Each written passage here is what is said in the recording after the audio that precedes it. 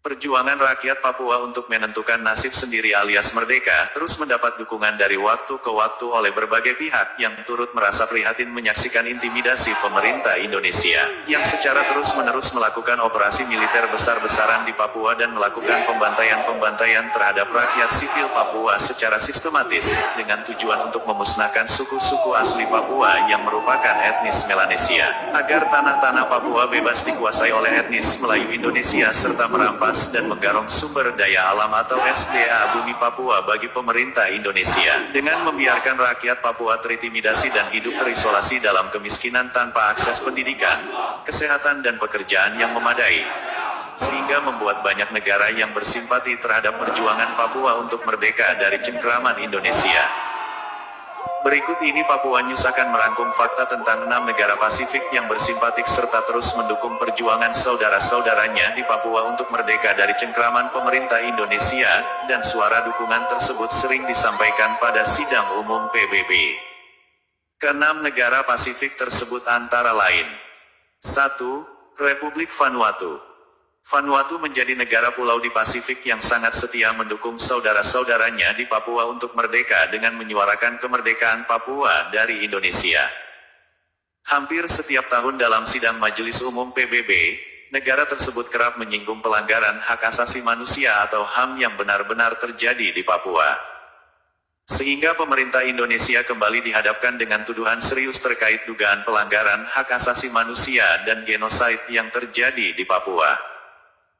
Dalam sidang Majelis Umum Perserikatan Bangsa-Bangsa atau PBB ke-76, Perdana Menteri Vanuatu, Bob Lavman, mengatakan masyarakat lokal dan adat Papua terus tertindas dan menderita akibat pelanggaran HAM di bawah pemerintah Indonesia.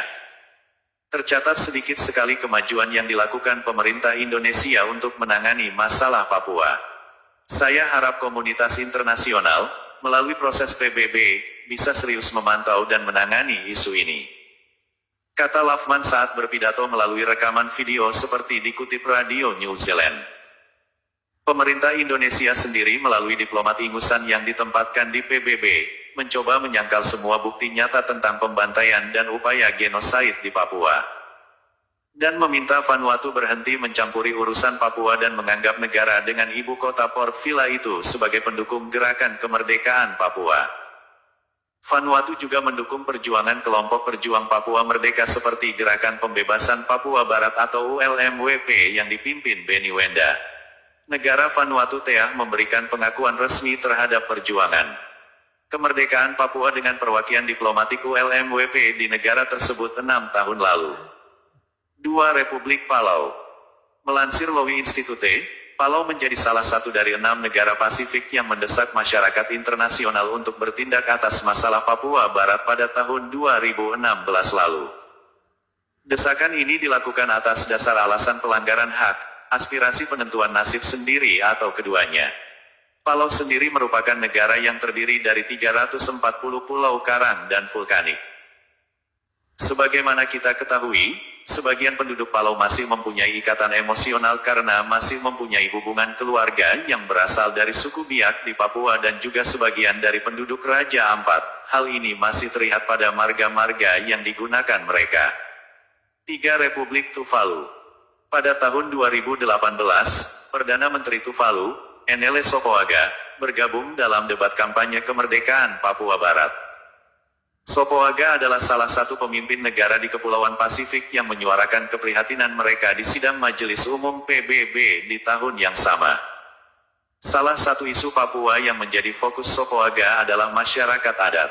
PBB juga harus terlibat dengan orang-orang Papua Barat untuk menemukan solusi abadi untuk perjuangan mereka, ujarnya dikutip Radio New Zealand pada 2018 lalu.